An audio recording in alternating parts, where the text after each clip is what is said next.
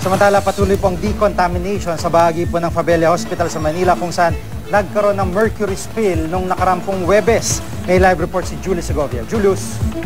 Jiggy, wala mang sintomas ng mercury toxicity. Under observation pa rin ang may 30 empleyado ng property storage building ng Dr. Jose Fabella Memorial Hospital na nagka-chemical spill noong Huwebes. Lubang mapanganib ang mercury lalo na kung na-expose ito sa init at nag-vaporize. Pwede raw pumasok sa katawan ng lason kung nahawakan, nalanghap ito o hindi naman kayo inainom. Posible nitong tamaan ng central nervous system, maaari ring maapektuhan ng baga ng taong makakasinghot nito.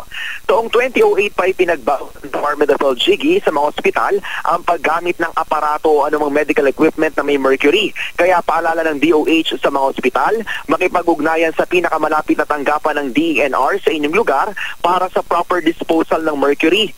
Ang pamunuan naman ng Fabella Hospital, inaalam pa ang pinagmula ng chemical spill.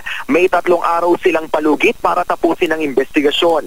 Habang nag-iimbestiga naman, tuloy-tuloy rin ang ikalawang yugto ng decontamination, ang aeration.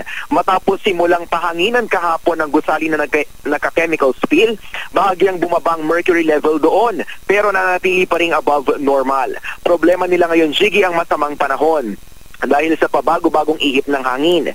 Sa ngayon naman, normal pa rin ang operasyon ng Fabella Hospital. Wala rin daw dapat ipangamba ang mga pasyente. Yan muna ang latest. Balik sa iyo, Jiggy. Maraming salamat, Julius Segovia.